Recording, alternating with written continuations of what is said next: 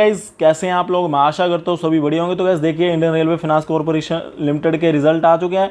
आप यहाँ पे देख सकते होंगे extract of audited financial result for quarter 30 जून 2021। तो गाइस ये देखिए ये है क्वार्टर 1 पिछले साल, ये है क्वार्टर 1 इस साल जो अभी रिजल्ट आया है, और ये वाला है पिछला क्वार्टर।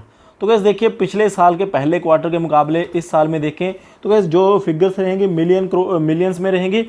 तो गाइस यहाँ पे आप देख सकते होंगे कि आपको 9000 के आसपास का जंप देखने को मिला है रेवेन्यूज़ में पिछले साल इसी क्वार्टर के मुकाबले, और पिछले क्वार्टर के मुकाबले भी आपको यहाँ पे 1000 का जंप देखने को मिला है। इन मिलियंस है फिगर्स।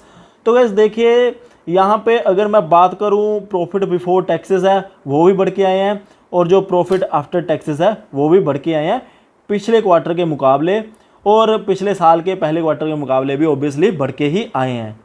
तो कुल मिला के हम ये कह सकते हैं कि इस क्वार्टर में बहुत बढ़िया परफॉर्मेंस दी है। और मैंने आपको पहले भी ये बात क्लियर कर दी थी कि जो IRFC रहने वाली है इनके रिजल्ट में आपको ग्रोथ ही देखने को मिलेगी, कभी आपको डिक्लाइन नहीं देखने को मिलेगा। वो क्यों नहीं मिलेगा? क्योंकि आपको पता है इनका जो वर्किंग मॉडल है ये पैसा रेज करके आगे फर्दर क्या करते हैं उसको यूज़ करते हैं इंडियन रेलवे और उसकी सब्सिडरीज़ के लिए। तो बेशक कोविड आ जाए कुछ भी आ जाए, जो इन्होंने लोन दे रखे होते हैं या फिर उनको लीज के ऊपर एसेट्स दे रखे होते हैं उनका पैसा तो ड्यू होता रहता है और इनको इनकम आती रहती है, और इन्होंने जो आगे पेमेंट करनी होती है बॉन्ड्स वगैरह इशू करके वो भी इनकी ड्यू रहती है। तो कुल मिला के ये कंपनी को कोविड का उतना इम्पैक्ट पड़ना नहीं था, मैंने आपको शुरू से ही ये बात बोल दी थी। तो गाइस अगर आपने stand alone unaudited financial statements देखनी है तो आप यहाँ पे भी देख सकते हैं। तो स्टैंड लोन में भी आपको भारी जंप देखने को मिला है क्वार्टर ऑन क्वार्टर बेसिस पे भी, और वाई ऑन वाई बेसिस पे भी इन्होंने बढ़िया परफॉर्मेंस दी है। तो गाइस देखिए अब बात ये हो जाती है, कुल मिला के मैं आपको यहाँ पे इनकी जो रेटिंग है वो भी बता देता हूँ। रेटिंग आप यहाँ पे देख सकते हैं AAA stable, AAA stable, AAA stable. तो गाइस देखिए अलग अलग रेटिंग एजेंसीज ने जो इनको रेटिंग दे रखी है वो भी बढ़िया निकल के आ रही है। और अगर मैं आपको बात करूँ नेट प्रॉफिट आफ्टर टैक्सेस, वो यहाँ पे आप लोग देख ही सकते होंगे वो भी बढ़ के आ रहे हैं। तो कुल मिला के बढ़िया परफॉर्मेंस है पहले क्वार्टर में, और आगे भी ऐसी परफॉर्मेंस रहने वाली है, यहाँ तक मुझे आइडिया है। और गाइस देखिए अगर बैलेंस शीट की बात करूँ तो कई लोगों को लगता है कि भाई इनके पेबल बहुत ज़्यादा खड़े हुए हैं। तो मैं आपको सीधी सीधी बात बोल दूं कि जो इनके पेबल्स होते हैं ना वो इनके होते हैं क्योंकि इन्होंने बॉन्ड्स वगैरह इशू किए होते हैं, इन्होंने फंड रेज किया होता है, जिसके चलते हुए इनके पेबल तो खड़ेंगे ही। इनका बिजनेस मॉडल ही यही है। मैंने आपको काफ़ी बार पहले भी बोला है कि इनका जो बिजनेस मॉडल है वो इनका बिजनेस मॉडल ऐसा है कि ये पहले सस्ते रेट के ऊपर फंड को रेज करते हैं, फिर महंगे रेट के ऊपर फर्दर उसको आगे इंडियन रेलवे और उसकी सब्सिडीज़ के लिए यूज़ करते हैं, या फिर उनको पैसा देते हैं जो भी लेके चलिए। तो इनको मतलब कि बीच में मार्जिन बचता है, सीधा सीधा इनका काम है। तो गाइस देखिए कैश फ्लो में भी आप यहाँ पे कैश फ्लो जिन्होंने देखना वो देख सकते हैं। कैश इन हैंड या cash and cash equivalents in hand वो भी काफ़ी है इनके पास। तो कुल मिला के कंपनी की जो पोजीशन है बढ़िया स्टेबल सी पोजीशन है। यहाँ पे कुछ ऐसी वैसी बात तो देखने को मिल नहीं रही कि कोई गड़बड़ी वाली बात हो। तो यहाँ पे आप नोट्स पढ़ सकते हो, नोट्स टू फाइनेंशियल स्टेटमेंट्स हैं जो इनके, ठीक है। तो आपको जिनको यहाँ पे देखना है तो यहाँ पे देख सकते हैं, ठीक है। और बाकी जो आगे बात करें कि बहुत से लोगों को इसके बारे में चिंता रहती है कि हाँ क्या हमारा पैसा बढ़ेगा या नहीं बढ़ेगा। तो गैस देखिए अब आपके सामने सारी चीज़ें हैं, डिसीजन आपकी होनी चाहिए।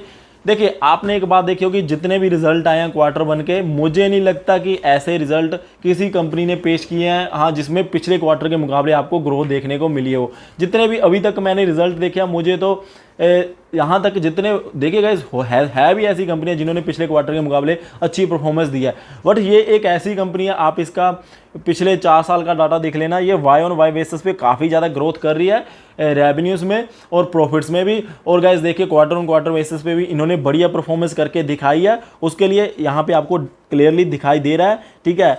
और गाइस देखिए अब यहाँ पे आप देख सकते हैं कि 26 रुपये पर शेयर इनका बुक वैल्यू है, आई थिंक नहीं IPO का इन्होंने बता रखा है। IPO 26 रुपये के ऊपर आया था तो आपको IPO से नीचे मिल रहा है। और देखिए अगर लॉन्ग टर्म चलना हो तो हमें यही बात होती है माइंड में कि क्या कंपनी स्टेबल है, क्या कंपनी में आगे ग्रोथ का पर्सपेक्टिव है। तो देखिए जो हमने फाइनेंशियल डाटा देखा उसके अकॉर्डिंगली तो मैं कह सकता हूँ कि इसमें ग्रोथ तो होगी ही होगी। वो क्यों होगी? अगर कोई कंपनी लगातार प्रॉफिट्स में बढ़ोतरी कर रही है, अगर कोई कंपनी लगातार रेवेन्यूज में बढ़ोतरी कर रही है, तो ग्रोथ तो है ना बिजनेस मॉडल में। अब आपको मार्केट प्राइस में नहीं देखने को मिल रही तो वो तो अलग बात है, जिस दिन मिलेगी फिर आपके हाथ में नहीं आएंगे ये ऐसे सस्ते स्टॉक। अब गाइज मैं एक और आपको बात बोलता हूँ, वो बात ये है कि जब भी हमने IRFC को देखना है ना, तो हमने ये नहीं देखना है कि हाँ भाई भाग नहीं रहा।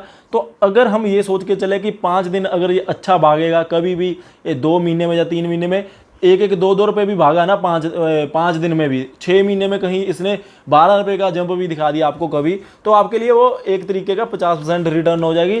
तो वैसे तो चलो मैं मानता हूँ कि बहुत से लोगों ने अपनी जितनी कैपिटल है उसका काफ़ी पोर्शन इसमें लगा के रखा हुआ है, फिर फील तो होता ही है कि हाँ सारी मार्केट तो अपने हाई के ऊपर घूम रही है और ये शेयर तो IPO प्राइस के भी नीचे घूम रहा है। तो मैंने कल भी आपको वीडियो में बोला था कि IPO प्राइस से नीचे है तो इसको अपॉर्चुनिटी लेकर चलिए, लॉन्ग टर्म के लिए 4-5 साल में आपको बढ़िया इसमें वैल्यू देखने को मिलेगी। अभी ये बड़े देखिए धीरे धीरे म्यूचुअल फंड्स की निगाह में आएगा, काफ़ी बड़े जो इंस्टीट्यूशनल वायर्स होते हैं उनकी निगाह में ये स्टॉक आएगा, उनको पता चलेगा कि भाई स्टॉक में पोटेंशियल है, स्टॉक में दमखम है, लगातार ग्रोथ देखने को मिल रही है, तो आपको जंप थोड़ा बहुत देखने को मिलेगा। स्लो मूविंग है, कोई भी चक्कर वाली बात नहीं है, तो आपको जो 4-5 साल की बेटा वो करके ही चलना चाहिए।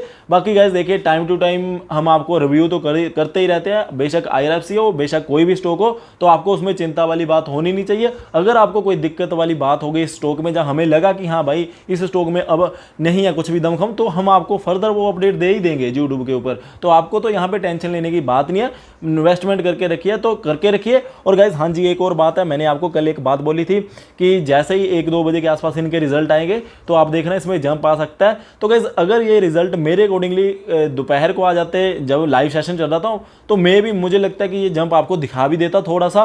तो आज अनफॉर्चुनेटली जो रिजल्ट आए हैं वो अभी आए हैं, मार्केट सेशन तो क्लोज है, कल भी क्लोज है, परसों भी क्लोज है। अब जब भी नेक्स्ट मार्केट का सेशन होगा, अब लोग देखो कैसा रिस्पॉन्स देते हैं इसको।